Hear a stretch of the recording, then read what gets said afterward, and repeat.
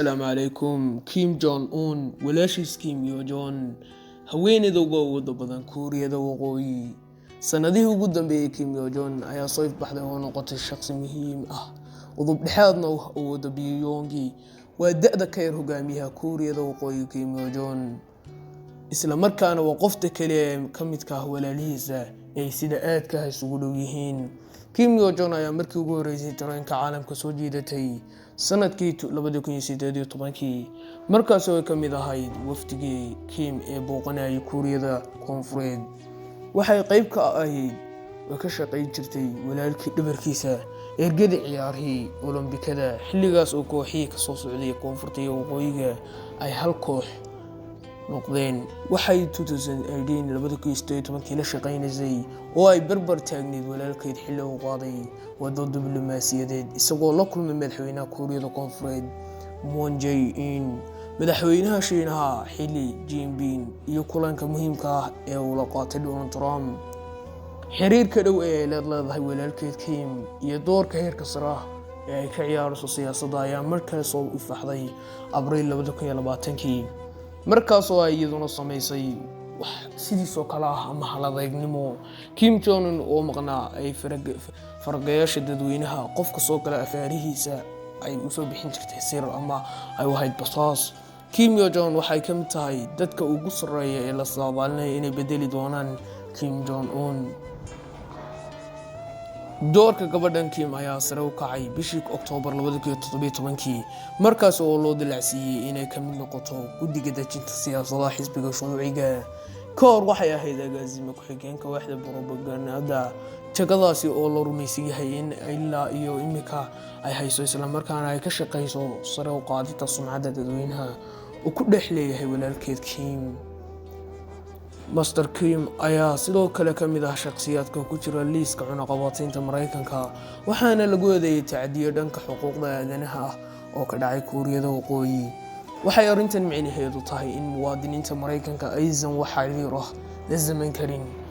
hanti kasta oo ka taala dalka Mareykanka ayaa sidoo kale la xanibaya awood intee dhan ay leedahay way adag tahay in la fahmo nidaamka awoodda Kuuriyada Waqooyi sidaas oo kale Kuuriyada Waqooyi ayaa awood weyn u leh caalamka iyadoo walaalkeed ka dhigay Kim Jong Un Master Kim waxa la dayga ama awood aad u daran leh sidaa daraadeed way adag tahay in la cabiro inta ay dhan tahay ganaangaalka dhanka siyaasadda ee ay leedahay Kim iyo John waxaa jira warar isla dhex maray oo sheegay inay iskuursadaan wiil u dhalay Joy Ryong-hae oo ah xoghayaha awoodda badan xisbiga isla markaana ninka labaad ee ku xiga Kim Jong Un haddii ay dhab tahay arrintaasi waxay markaasi siinaysaa meeqaam muhiim ah balse Oliver Hotam oo ka tirsan NK News ayaa BBC u sheegay waxayna u maleynayeen in caadi tahay in la yiraahdo maadaama 30 jir ay tahay in ay iskuursan lahaayeen inankeeda ay u sheegay xoghayaha Mareykanka ama xoghayaha Kuuriyada Waqooyi in galaangaalka ay leedahay inta badan uu yahay mid ku tirsan walaalkeed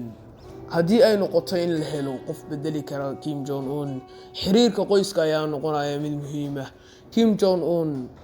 ayaa la rumaysan yahay in uu caruur leeyahay balse waa kuma weli aad u yar maadaama ay Miss Kim ay xubin ka tahay dadka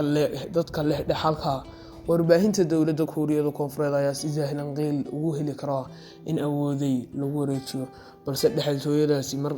marka la eego haddaan iyada la soo xulin hogaamiye kasta oo kale oo la soo xulo waxa uu ka arki karaa qof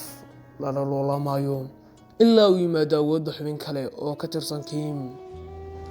ayuunba la sheegi karaa inuu arrintaasi markaasi xaaladda ay wax u sahlanaato wax bedeli karo ayaa uu yiri Fedor Fatriskin oo ah tirtiriska ka tirsan jaamacadda Kokumin ee ku taala Seoul inay la wareegto jagada hogaamiyaha sare haddii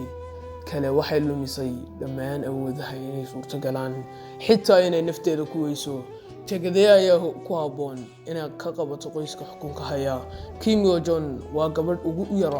caruurta hogaamiyaha ee Kuuriyada Waqooyi waxay isku hooyo yihiin Kim Jong Un iyo Kim Jong Chol oo isagu la rumaysan yahay inuu uusan xil sare ka hayn nidaamka awoodda siyaasadda dalkaasi waxay dhalatay 1970 waxayna 4 sano ka yar tahay walaalkeed Kim Jong Un. haddaba imika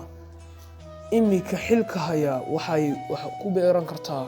isla markaana ku noolaayeen magaalada Bern ee dalka Switzerland. saraakiisha iskuulka ayaa waxay ka baran jirtay ee dalka Switzerland ayaa waxa sheegay inay ahayd gabar si weyn loo ilaaliyo isla markaana wax mar la sheegay in qabow yar oo ay dareento markiiba inta iskuul laga saaro isbitaal la geeyay. maxaa tahay imika shaqadeeda?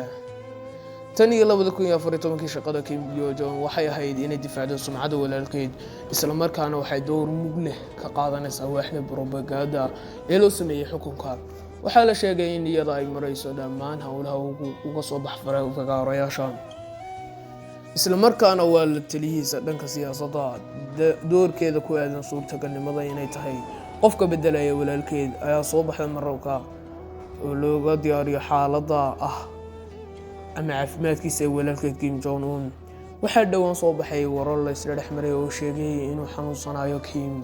balse waxaa markii dambe soo baxay sawiradiisa isagoo xariiga ka jaraya warshadtaasi oo meesha ka saartay shakiga laga qabay caafimaadkiisa. assalaamu calaykum waraxmatullaahi wabarakaatuh. fadlan sii share garee channelka si aan u noqon min jabaahida YouTube ama horumarka ka qayb qaado.